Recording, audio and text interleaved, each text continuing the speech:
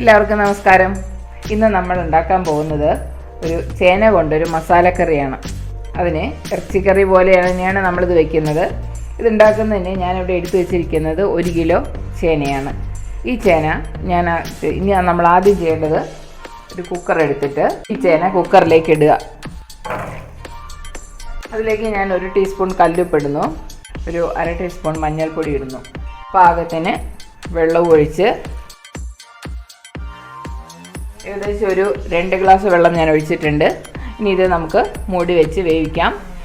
ഇതൊരു ഇളം ചേനയാണ്, അതായത് ഇപ്പോൾ പറിച്ച് ചെറിയ ചേന ആയതുകൊണ്ട് വേഗം വേവും.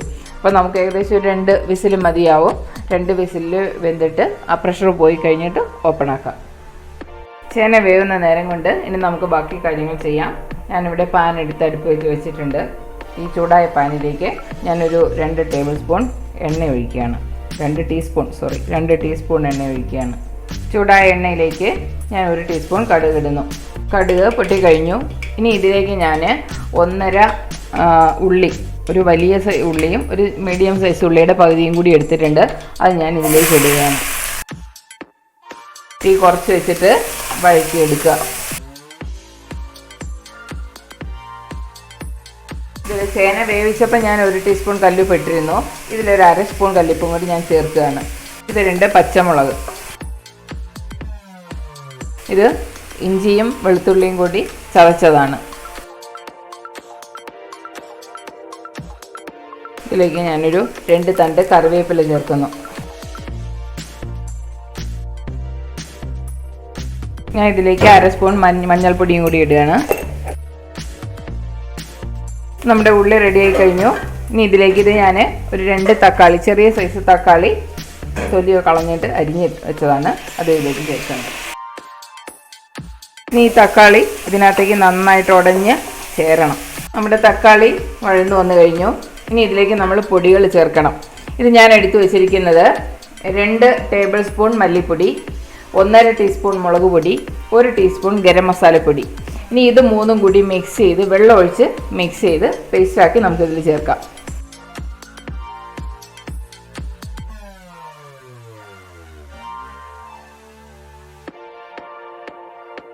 ഇനി പേസ്റ്റ് നമുക്കിതിലേക്ക് ഒഴിക്കാം.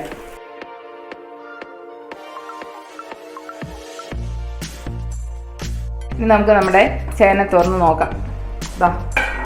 ചേന വെന്തു പാകമായി എന്തോന്ന് ഞാൻ കാണിച്ചു തരാം. കണ്ടോ, നല്ല സൂപ്പറായിട്ട് വെന്തിട്ടുണ്ട്. ഇനി ഈ ചേന നമ്മുടെ മസാലയിലേക്ക് ഇടണം. നമ്മുടെ മുളക് പൊടി എല്ലാം ഇട്ട പേസ്റ്റ് ഈ എണ്ണയിൽ കിടന്ന്, ഈ കൂട്ടിൽ കിടന്ന് നന്നായിട്ട് അതിൻ്റെ പച്ചമണമൊക്കെ മാറിയിട്ടുണ്ട്. ഇനി നമ്മളിതിലേക്ക് നമ്മൾ വേവിച്ച് വെച്ച ചേന ചേർക്കുന്നു. ഇനി ഇതൊന്ന് നമുക്ക് മിക്സ് ചെയ്യാം. അതൊക്കെ മിക്സ് ചെയ്യണം. ചേന നന്നായിട്ട് വെന്ത ചേന ആയതുകൊണ്ടേ കുറച്ചൊക്കെ ഉടയും, എന്നാലും അധികം ഉടഞ്ഞു പോകാത്ത രീതിയിൽ പതുക്കെ മിക്സ് ചെയ്തെടുക്കുക. ഇപ്പം നല്ല ചിക്കൻ്റെ മണമാണ് വരുന്നത്.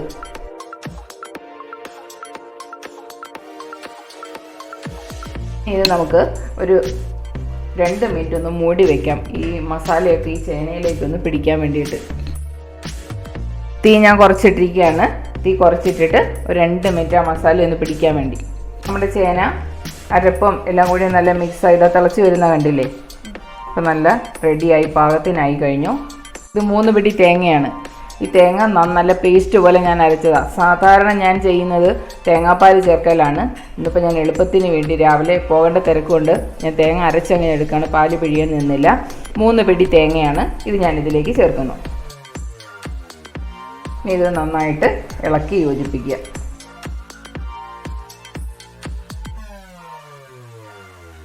ഇനി ഇതിലേക്ക് ഞാൻ ഒരു 1/4 ടീസ്പൂൺ കുരുമുളക് പൊടി ചേർക്കുകയാണ്. ഈ കുരുമുളക് പൊടി അവസാനം ചേർക്കുന്നതാണ് അതിൻ്റെ ടേസ്റ്റ്. നല്ല മുളകിൻ്റെ ഒരു മണമൊക്കെ ഉണ്ടാവും നമ്മൾ കറി തുറക്കുമ്പോൾ. ഇനി ഇത് നന്നായിട്ട് യോജിപ്പിക്കാം. ലേശം ഉപ്പ് കുറവ് തോന്നുന്നുണ്ട്, അതുകൊണ്ട് ഞാനൊരു 1/2 ടീസ്പൂൺ ഉപ്പും കൂടി ചേർക്കുകയാണ്. ഇത് പാകമായിരിക്കും. ഇനി ഇതിലേക്ക് നമുക്ക് മല്ലിയില വിതറാം. ഇതൊന്ന് മൂടി വയ്ക്കാം നമുക്ക് ഇത്തിരി നേരം. അപ്പം ഞാൻ തീ ഓഫാക്കിയിരിക്കുകയാണ്. ഇനി ഈ ചൂടിലിരുന്ന് ആ മല്ലിയില ഒന്ന് പാകമാവട്ടെ. അങ്ങനെ നമ്മുടെ ചേന മസാലക്കറി റെഡിയായി. ഇന്ന് നൂൽപുട്ടിൻ്റെ ഒപ്പമാണ് ഞങ്ങളിത് കഴിക്കുന്നത്. ചിക്കൻ കറിയുടെ അതേ രുചിയാണ് ഇതിനുള്ളത്. ഇനി ഇത് ഉണ്ടാക്കുമ്പോൾ ശ്രദ്ധിക്കേണ്ട കാര്യങ്ങളെന്ന് പറയുന്നത് മുളക് പൊടി ഇടുന്നത് എരിവ് നിങ്ങളുടെ പാകത്തിന് നോക്കി വേണം ഇടാൻ, അത് പ്രത്യേകം ശ്രദ്ധിക്കുക. പിന്നെ ചേന വേവിക്കുമ്പോഴെന്ന് പറയുന്നത് നല്ല വേവ് കുറഞ്ഞ ചേനയ്ക്കാണ്, ഏത് ചേനയാണെങ്കിലും ഒരു 80% വേവിക്കുക. ബാക്കി 20% നമ്മൾ മസാലകളൊക്കെ ചേർക്കുമ്പോൾ അതിൽ കിടന്നാണ് വേവേണ്ടത്. അതും പ്രത്യേകം ശ്രദ്ധിക്കുക. ഇതെല്ലാവർക്കും ചെയ്യാൻ പറ്റുന്നതാണ്. ചെയ്ത് നോക്കുക, അഭിപ്രായം ഞങ്ങളെ അറിയിക്കുക. ചാനൽ സബ്സ്ക്രൈബ് ചെയ്യുക, ലൈക്ക് ചെയ്യുക, ഷെയർ ചെയ്യുക. തുടർന്ന് നിങ്ങളുടെ സഹകരണം പ്രതീക്ഷിക്കുന്നു. ചെയ്ത് നോക്കുക. You can do. Thank you.